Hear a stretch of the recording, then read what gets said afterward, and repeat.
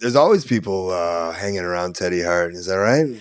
Cursing the reward of the Hart family. Sometimes you get some awesome guys, and then sometimes you get some letdowns.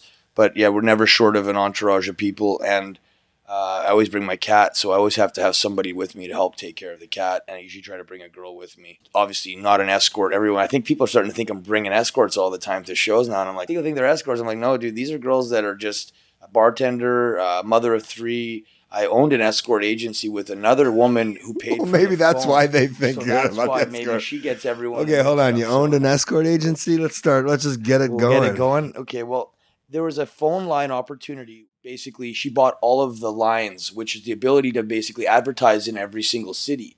So the girls are like independent wrestlers. If you get 25 girls and you start to send them to different cities, some places have laws where the escorting is legal outside of a certain area with or without a license. So the escort agency illusion always sounded great in promos or to tell people, but I never saw them. I never got to train them.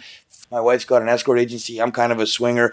Ended up picking the 4 best girls that we could find that were no coke, no drugs, no alcohol, just calm, cool, but and good cooks, clean, and love the cats. So each girl has their group of cats. So they each had their own cats, and each client would go room to room to room to room. In a week, you'd see the guy fuck all 4 different girls, and he'd know all the cats' names. So it actually became kind of a weird, pleasant experience of a trick or a client, a John, which is just another human being that wants to get laid with cash in his hands at the end of the day. I love strip clubs, Mexican fucking strip clubs. After a little while, the whole feeling of what sexuality through prostitution or what it meant, they took some guys that were like 2 steps away from walking over and either molesting their kids or blowing their fucking brains out. Your question was if I had a boring time in my life, and it was like basically I always lived in a gym.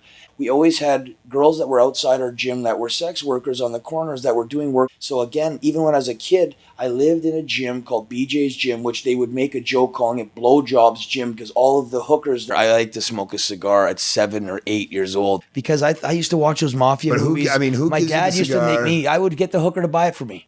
Because she has the ID, right? And I'd give her hot chocolates because it's freezing cold out. So I'd sneak into the downstairs part of the gym, get hot chocolate from my dad's concessions. Because if you live in a gym, you got the concessions on all. So it's like a commercial property with a house on top. 2 guys jumped the yard wanting to kill me. I'm underneath the stairs hiding.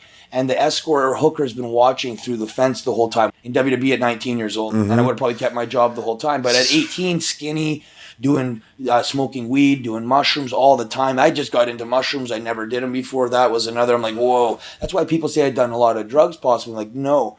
I did a lot of mushrooms and I smoked a lot of weed. Then I became a mushroom guy and pot guy. And all of a sudden I believe in God. I'm starting to see colors. And I'm trying to tell guys I'm born again.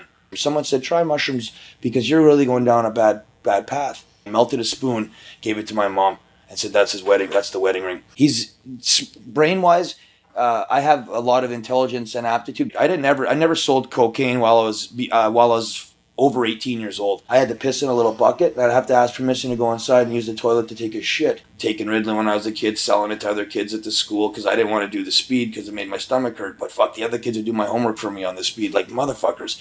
So these kids are all of a sudden taking a little bit of speed, and the ones that did good in school that were already doing good, put them on a tab of speed. These guys are fucking writing essays and shit. So if you can't give another good-looking alpha male a compliment, what the fuck? I'm very okay with I'm very secure with who. Dude, I got the penis grabbed onto me in a fucking one of those shoot underwear wrestling matches that no one's supposed to know I did, guys. And so we're like getting all the salutes from the bull riding clowns and all the Bronco riders. People? Never give alcohol or coke to a guy like me. And why I got into being this weird character, I felt like I had a voice in my head telling me to do things backwards. Never smoked. I tried to hold him down one night, force him with 2 guys, almost like at a gunpoint type of thing. Like fucking, he knew I was carrying a gun or had weapons with. I said, what do you mean? I thought I was like being a good guy. And he goes, you're a fucking idiot. He goes, that's free choice. You can't take away someone's free choice. You thought you were being a good guy. I thought I was being a good guy, helping TJ out. I'm going to get him to smoke weed. He'll be so happy after he smokes this joint. He'll be feeling like I do. But if you come back all depressed, get a gun and shoot yourself in the head. So they check the x-ray, the squid's gone.